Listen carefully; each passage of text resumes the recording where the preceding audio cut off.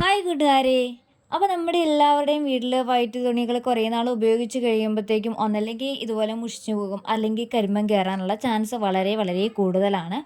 അപ്പോൾ അങ്ങനെയുള്ള തുണികളുടെ കരിമ്പൻ പെട്ടെന്ന് കളയുവാനും ആ തുണികൾക്ക് നല്ല വെണ്മ കൈവരിക്കുവാനുമായിട്ടുള്ള ഒരു അടിപൊളി ടിപ്പുമായിട്ടാണ് ഇന്ന് വന്നേക്കുന്നത്.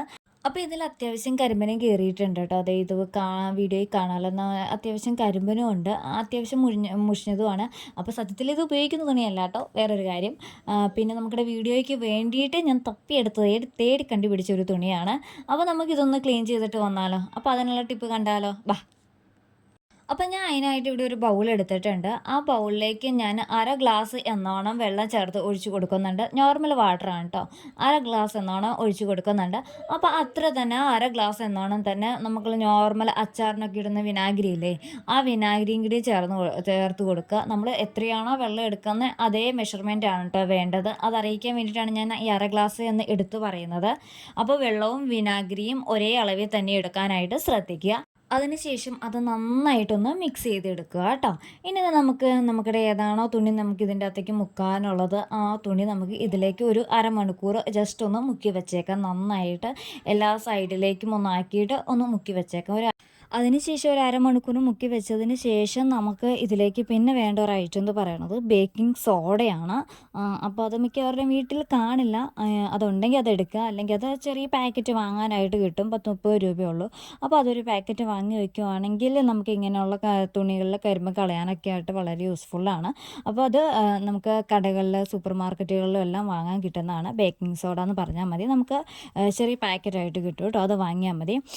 അപ്പോൾ നമ്മൾ മുക്കി വെച്ചിട്ട് ഇപ്പോൾ ഏകദേശം ഒരു അരമണിക്കൂറൊക്കെ കഴിഞ്ഞിട്ടുണ്ട്. അതേ കണ്ടോ, ഇപ്പോൾ നനവ് ചെന്നപ്പോഴത്തേക്കും അതിൽ കരിമ്പനൊക്കെ നന്നായിട്ട് എടുത്ത് കാണാൻ പറ്റുന്നുണ്ട്. കണ്ടോ, വീഡിയോയിൽ കണ്ടോ, നന്നായിട്ട് എടുത്ത് കാണാൻ പറ്റുന്നുണ്ട്. ഇനി നമുക്ക് ഇതിലേക്ക് ഞാൻ ആദ്യമേ പറഞ്ഞതുപോലെ തന്നെ നമുക്ക് കുറച്ച് ബേക്കിംഗ് സോഡ ഞാൻ ഇവിടെ എടുത്തിട്ടുണ്ട്. ഇത്രയും ക്വാണ്ടിറ്റി മതി കേട്ടോ. നമുക്ക് ഒരുപാട് കരിമ്പനുണ്ട് എന്നുണ്ടെങ്കിൽ കുറച്ചുകൂടെ കൂടുതൽ ക്വാണ്ടിറ്റിയിൽ എടുക്കണം. ഇതിപ്പോൾ ആ കൈയുടെ ആ ഭാഗം കൊണ്ടൊക്കെയാണ് ജസ്റ്റ് കുറച്ചേ ഉള്ളൂ. അപ്പോൾ അത് കാരണം കൊണ്ട് കുറച്ച് ക്വാണ്ടിറ്റി മതി. അപ്പോൾ എത്രയാണ് കരിമ്പനുള്ളത് അതനുസരിച്ചിട്ട് ബേക്കിംഗ് സോഡ യൂസ് ചെയ്യുക കേട്ടോ. കുറച്ചൊക്കെ ഉള്ളുവെങ്കിൽ ഈ കാണുന്ന ക്വാണ്ടിറ്റിയിൽ എടുത്താൽ മതിയാകും. അതിന് ശേഷം അതിൻ്റെ കരിമ്പനുള്ള എല്ലാ സൈഡിലും നമുക്ക് ഇത് ജസ്റ്റ് ഒന്ന് തൂക്കി കൊടുക്കാം. എല്ലാ സൈഡിലും തൂക്കി കൊടുക്കുക. എന്നിട്ട് അത് ആ വെള്ളത്തിൽ തന്നെ ഒന്ന് മുക്കി വെച്ചേക്കുക. ഇനി ഒരു 10 മണിക്കൂറൊക്കെ ഒന്ന്, ഇപ്പോൾ തലേ ദിവസം വെള്ളത്തിലിടുവാണ് എന്നുണ്ടെങ്കിൽ രാത്രിയിൽ കംപ്ലീറ്റ് കിടന്നോട്ടെ.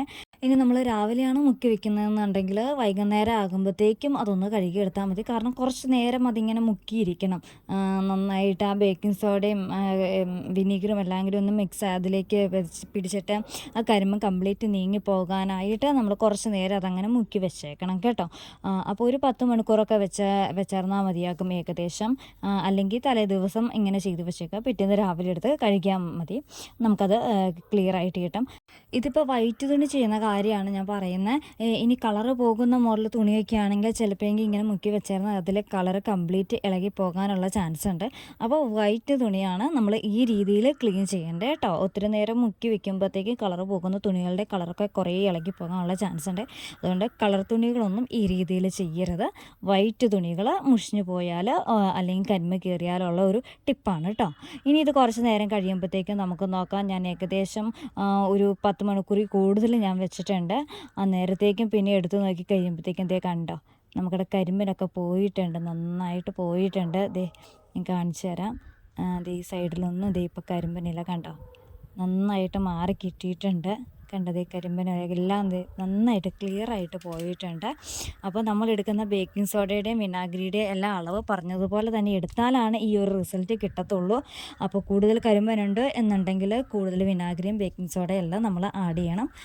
ഇനി ഇത് നമ്മൾ നോർമലി സോപ്പ് ഉപയോഗിച്ചിട്ട് നന്നായിട്ട് കല്ലിലിട്ട് ഒന്ന് അലക്കിയെടുത്ത് കഴിഞ്ഞ് കഴിഞ്ഞാൽ നമുക്കിടെ തുണി നല്ല പുത്തം പോലെ നല്ല കളറോട് കൂടി നമുക്ക് കിട്ടുന്നതായിരിക്കും. അപ്പോൾ നല്ല എഫക്റ്റീവായിട്ടുള്ള ഒരു ടിപ്പാണ്. എല്ലാവരും ഒന്ന് ട്രൈ ചെയ്ത് നോക്കുക. ഇനി മുഷിഞ്ഞു പോയി അല്ലെങ്കിൽ കരിമ്പ് കയറി എന്നും പറഞ്ഞുകൊണ്ട് നമുക്ക് വീട്ടിലുള്ള വെള്ള തുണികളൊന്നും എടുത്ത് കളയേണ്ട ആവശ്യമില്ല. അതിന് കണ്ടോ, അലക്കി ഇട്ടിട്ടുണ്ട്, നല്ല ക്ലിയർ ആയിട്ട് എല്ലാം കിട്ടിയിട്ടുണ്ട് കേട്ടോ. നോക്കിക്കേ, ഇതാ പഴയ ബനിയനൊന്നും തോന്നുകയേയില്ല, അതുപോലെ മാറ്റം വന്നിട്ടുണ്ട്. അപ്പോൾ എല്ലാവരും ഒന്ന് ട്രൈ ചെയ്ത് നോക്കുക കേട്ടോ. കണ്ടോ കൈയുടെ സൈഡൊക്കെയാണ് ആദ്യമേ കരിമൻ ഞാൻ കാണിച്ചു തന്നത്. അവിടുത്തെ എല്ലാം നല്ല ക്ലിയർ ആയിട്ട് കിട്ടിയിട്ടുണ്ട് കേട്ടോ. അപ്പോൾ നല്ല അടിപൊളി ടിപ്പാണ്. എല്ലാവരും ട്രൈ ചെയ്തിട്ട് അതിൻ്റെ ഫീഡ്ബാക്ക് അറിയിക്കുക. അപ്പോൾ ഇതുപോലുള്ള ടിപ്പുകൾ നിങ്ങൾക്ക് ഇഷ്ടമാണ് എന്നുണ്ടെങ്കിൽ നമ്മുടെ ചാനൽ ഒന്ന് സബ്സ്ക്രൈബ് കൂടി ചെയ്ത് സപ്പോർട്ട് ചെയ്യണേ. അപ്പോൾ മറ്റൊരു അടിപൊളി വീഡിയോ ആയി നമുക്ക് വീണ്ടും കാണാം. അതുവരേക്കും ടാറ്റാ ബൈ ബൈ.